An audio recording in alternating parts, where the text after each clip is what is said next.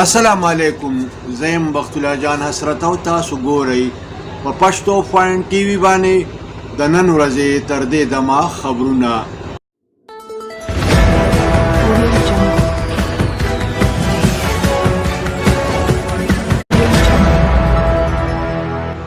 د ټولو اول سر خبرونه.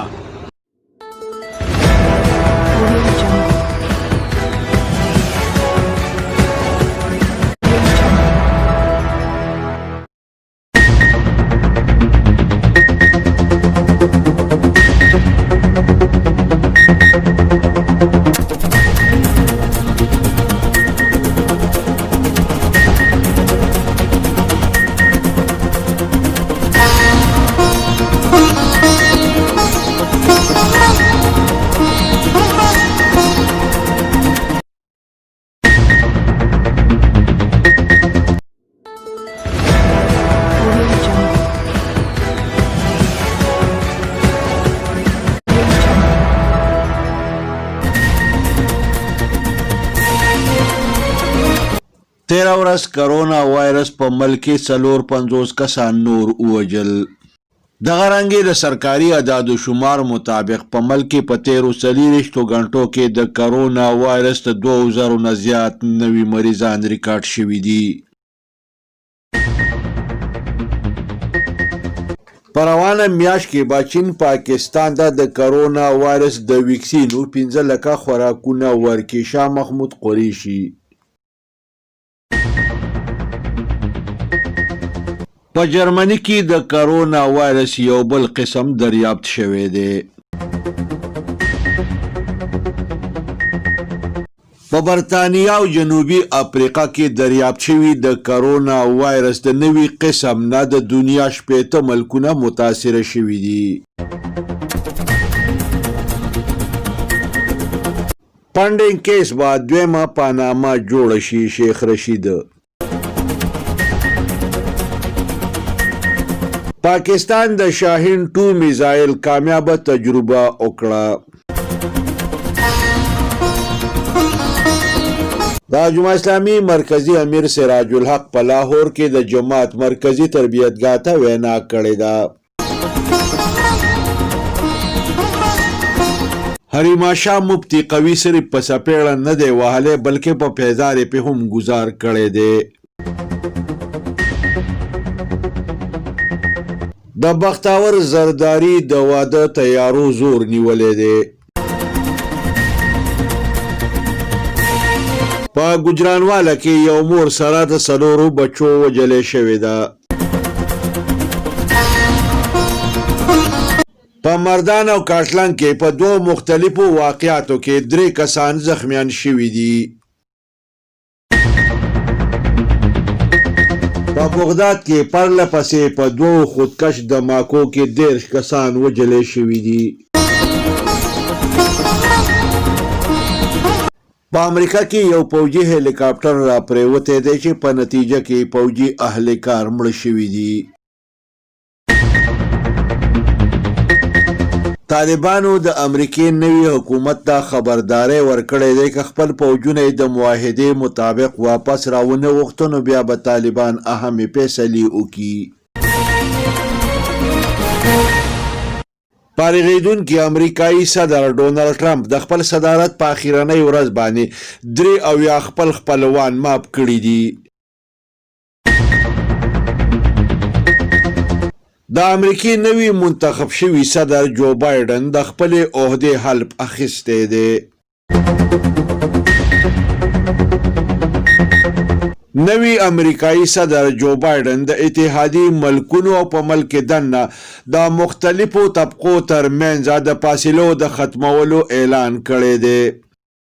بل اړخ ته د خپل صدارت په اولنۍ ورځ باندې په مسلمانانو باندې د لګولو شوو سفري پابندو د ختمولو اعلان هم کړی دی.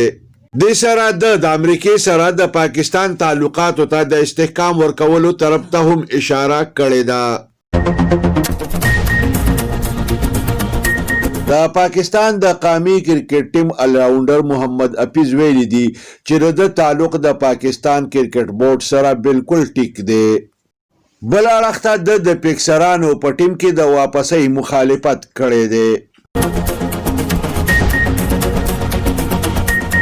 د اطلاعاتو مطابق د جنوبي افریقې خلاف د T20 سیریز د پاره په پاکستانی قومي کرکټ ټیم کې د اهمو بدلو امکان دی. په خیبر پختونخوا کې په یخنۍ کې نور زیاتوالی راغلی دی. نن ټوله ورځ په اسمان باندې خال خال وریځې خورې وې.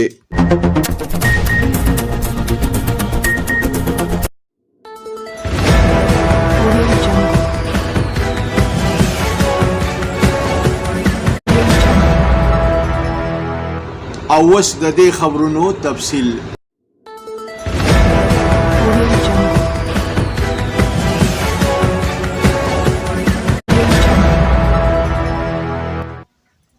تیره ورځ په ملک کې کرونا وایرس 450 کسان نور ووژل. دغه رنګې په تیرو 24 غنټو کې په ملک کې د کرونا وایرس 2363 نوي مریضان ریکارډ شوي دي. په ملک کې د کرونا وایرس د مصدقه مریضانو شمیره 15,20,150 ته رسیدلې ده. د سرکاري اعدادو شمار مطابق په تیرو 24 غنټو کې په ملک کې د کرونا وایرس 43,744 ټسټونه شوي دي. دغه رنګې په ملک کې تر اوسه پورې د کرونا وایرس د ټولو ټسټونو شمیره 15,45,402 شوه. وزیر خارجه شاه محمود قریشي ویلي دي چې په روانه میاشت کې به چین پاکستان ته د کرونا وایرس د ویکسینو 15 لکه خوراکونه ورکوي. د اطلاعاتو مطابق په جرمني کې د کرونا وایرس یو نوی قسم دریافت شوی دی، کم نه چې 15 کسان متاثره شوي دي. په برطانیه او جنوبي افریقا کې دریافت شوی د کرونا وایرس نوی قسم د دنیا په 80 ملکونو کې خور شوی دی. باقي وزیر داخله ویلي دي چې له پنډینګ کیس به د دویمې پاناما شکل اختیار کی. د مریم نواز په نوم باندې به د دنیا سرکاري جایداد را برسېره شي.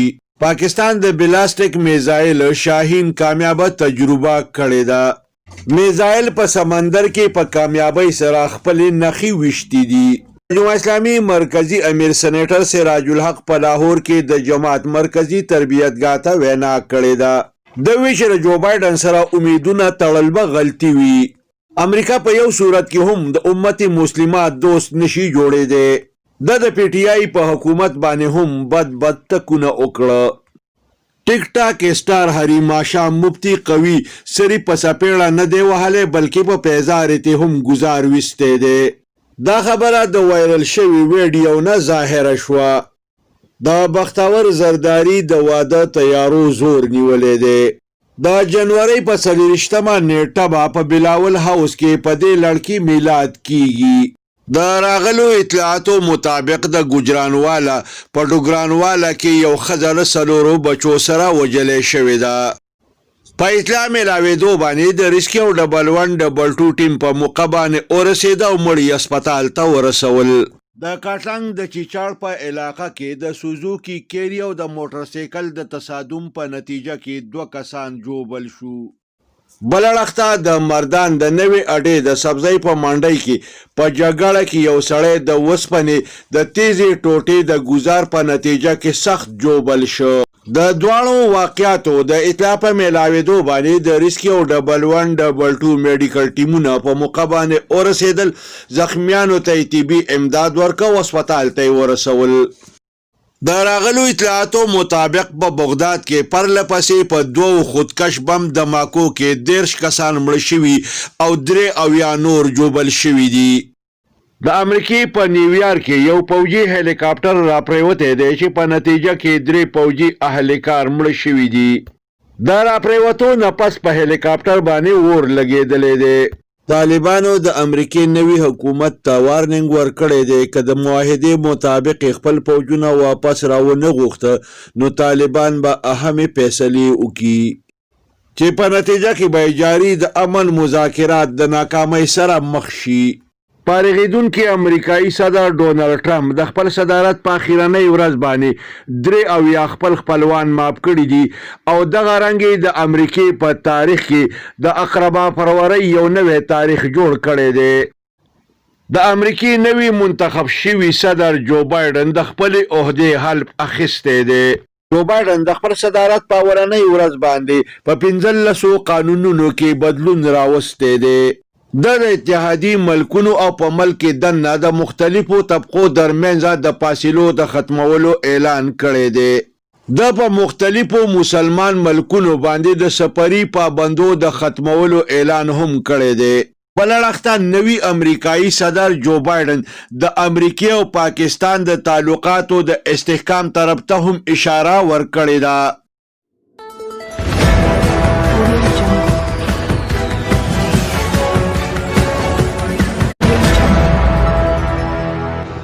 راځئ چې وګورو د لوبو خبرونه.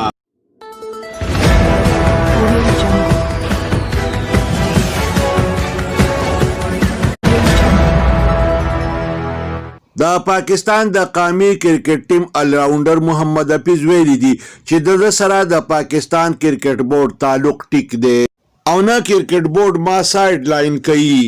بل اړخ د په ټیم کې د پکسرانو د واپسۍ مخالفت کړی دی.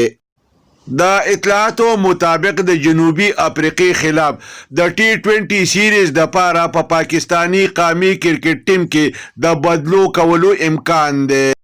د چاړې لاندې به کم بد قسمته لوبغاړی راځي د دې لا پته نه لګي.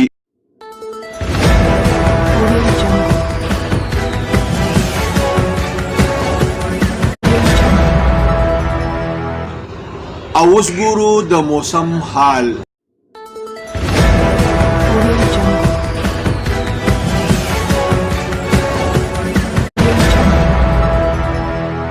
په تیرو 24 غنټو کې په خیبر پختونخوا کې په یخنۍ کې نور زیاتوالی راغلی دی. نن ټوله ورځ په اسمان باندې وریځې خورې وې. د جمعې په ورځ باندې په میداني علاقو کې د باران کېدو او په غریزو علاقو باندې د واورې پریوتو پیشنګویي شوې ده.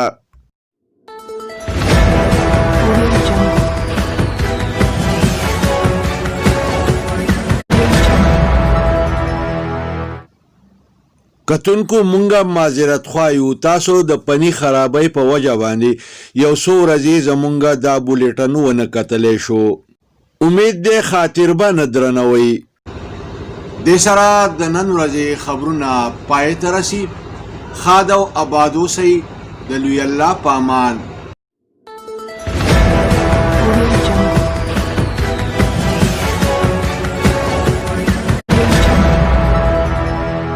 کتونکو پښتو فاین ټي وي سبسکرایب کړئ.